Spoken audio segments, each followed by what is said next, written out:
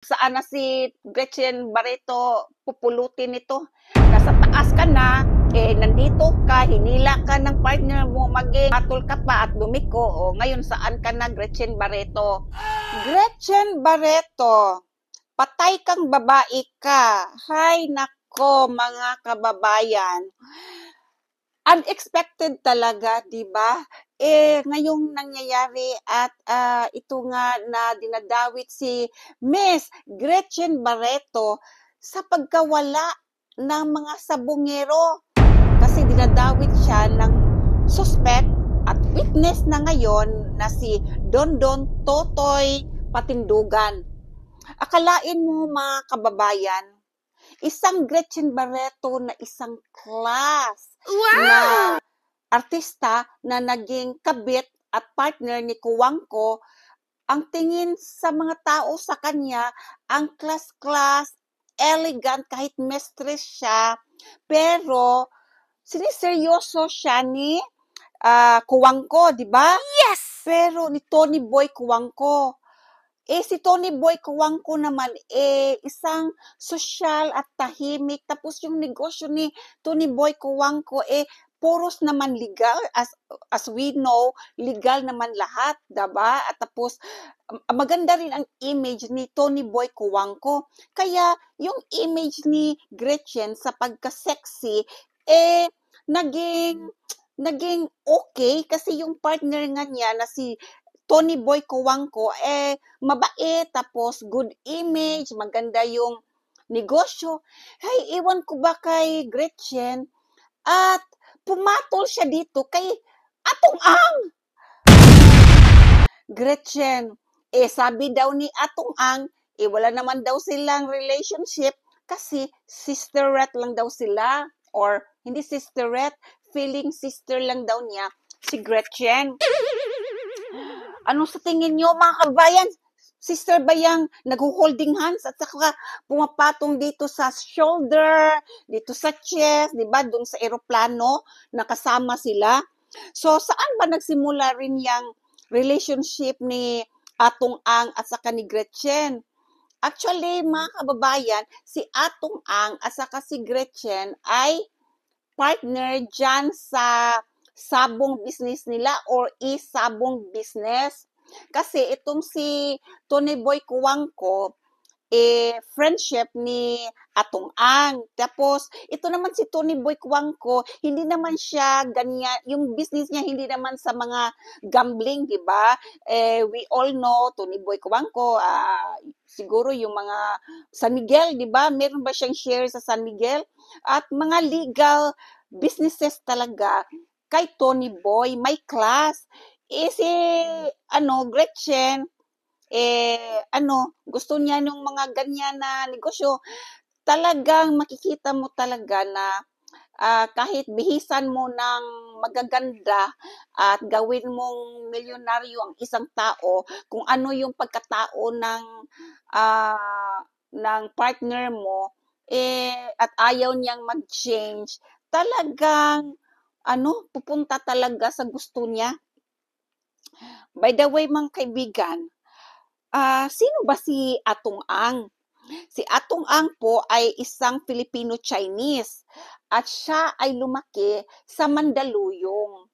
At ito pa lang si Atong Ang at age 12 years old ay mahilig na sa sabong. At noong 2001 nga, dyan siya sumikat mga kababayan.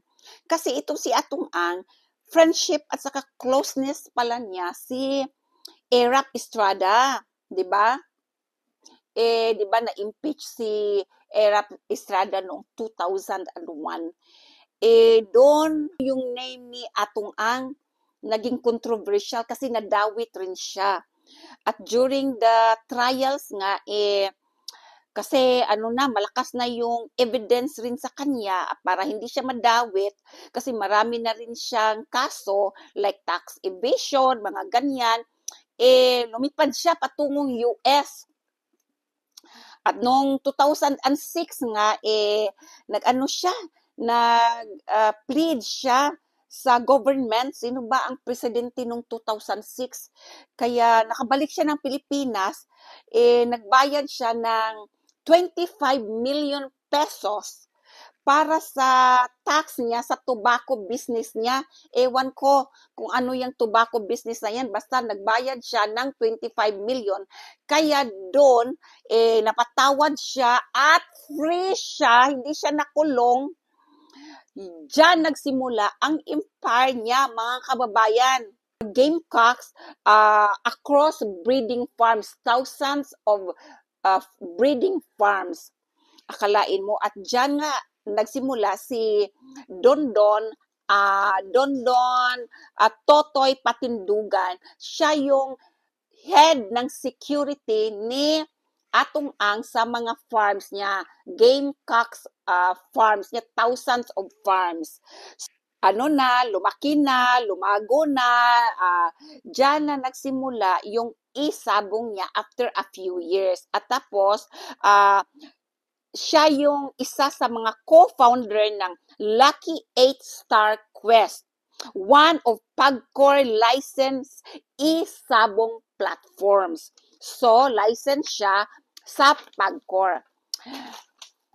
Kudigo ako mga kabayan kasi hindi ko naman memorize, no? Maraming nagtatanong mga kababayan, magkano ba ang kita ng isabong? Itong business nga nila na Lucky 8 Star. So, ito mga kababayan. So, si Atong Ang ay kumikita ng 1 to 2 billion pesos daily or 60 billion pesos per month. Akalain mo yan, mga kabayan, tapos siya ang pinakamalaking isabong business sa Pilipinas. Akalain mo niyan, mga kabayan. At partner nga niya dyan, si Gretchen Barreto. At alam mo ba, mga kabayan, itong si Dondon Totoy, di ba, sinabi niya na si Gretchen nga ay isa sa mga suspect rin sa pagkawala ng mga sabungero at kasi nga itong mga sabungero daw ay nag-cheat, tapos may butuhan sila, taas ang kamay kung gustong ipaganyan yung mga sabungero kasi nag-cheat nga. Tapos ito nga daw si Gretchen Barreto ay isa sa mga nag-raise ng hands para iligpit na yung mga sabungero. So patay kang bata ka, Gretchen Barreto. Ay, bata pa ba si Gretchen? Hindi na, no? Matanda na. So, again, 1 to 2 billion pesos daily or 60 billion per month. Billion, mga kabayan, hindi million. Tapos yung mga operator, may commission yan, mga kabayan. Ang commission nila ay 5%. Tapos sabi nila, yung mga operator daw, no, merong revenue na 3 billion per month. Tapos yung profit nila or net profit nila after agent payouts at saka lahat ng mga expenses nila ay meron silang net profit yung mga operator ng 900 million pesos. Kalain mo yan, mga kababayan. Tapos ang Pagcor rin ay meron ring profit or commission, mga kababayan, sa isabong. Magkano ba ang nakukuha ng Pagcor? Ang nakukuha ng Pagcor ay 640 million pesos per month. Kalain mo yan, mga kabayan. Tapos, itong mga Pilipino na naghirap, na gustong makatanggap ng donation or yung tulong galing sa Pagcor kasi hindi kaya yung hospital bill. Kalain mo, mga kabayan, ang taas-taas ng linya, di ba? Ilang oras or days bago ka bigyan ng 10,000 pesos or 20,000 pesos. Magkano na ba ngayon? Akalain mo 640 million pesos per month yan. Sino ba ang mga head ng Pagcor, mga kababayan? Kasi yung head sa Pagcor, for sure yan, may commission rin yan galing sa 640 million pesos. Hindi na ako updated sa Pilipinas. So, nandito ako sa Canada. So, mga kababayan, sino ba ang mga head ng PAGCOR since tumungtong yang si Atong Ang? Tignan nga natin yung personal lifestyle nila ngayon.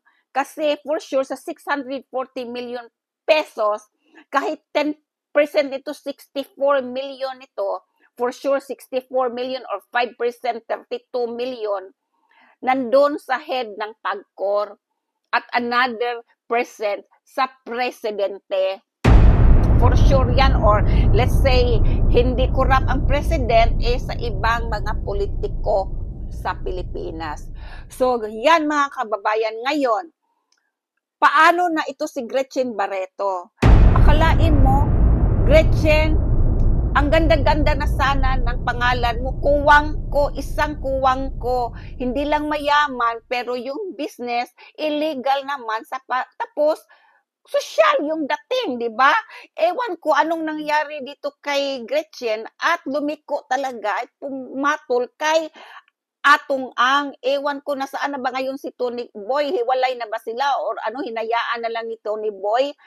Hi, Gretchen, mayaman ka na sana, pero kumati ka pa rin at ewan ko sa'yo ngayon, yan ang karma mo. Ang bait-bait na ni Tony Boy sa'yo, ginawa kang reyna, ginawa kang milyonaryo, ginawa kang galing sa Bold Star, ginawa kang sosyal at parang yung image mo kahit mistress, sosyal naman ang dating, no? Ngayon, ano ka na?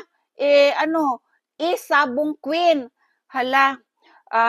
So, abangan natin ito mga kabayan kasi 'di ba nag-counter affidavit na sila Atong Ang at saka si Gretchen, pero itong si Totoy, sino ba naman ang pupunta at harapin itong si Atong Ang? He is so powerful mga kabayan, yung mukha niya paawa-awa sa kamera, pero ang laki talaga ng impluwensya niya sa Pilipinas, lalo na sa mga politiko na corrupt. Sa PAGCOR rin yan. For sure, sa military, sa police, may mga connection yan. Naawa lang ako dito kay Dondon. Itong si Gretchen Barreto, wala na sila ngayon ni Atong Ang. Ewan ko lang kung protektahan pa siya ni Atong Ang at si Tony Boy, protektahan pa rin ba siya ni Tony Boy? Yan ang ginawa niya kay Tony Boy. Ewan ko lang. Kasi si Tony Boy, siya tahimik ewan ko kung saan na si Gretchen Barreto pupulutin ito. So, yan mga kababayan, yan lang ang thoughts ko mga kababayan. Nasa taas ka na, nandito ka, hinila ka ng partner mo maging, akseptado sa alta syudad ng Pilipinas, pumatol ka pa at lumiko, ngayon saan ka na, Gretchen Barreto? Ewan ko sa'yo, wala na. Sige mga kabayan, comment naman kayo dyan. Ingat kayo, bye-bye!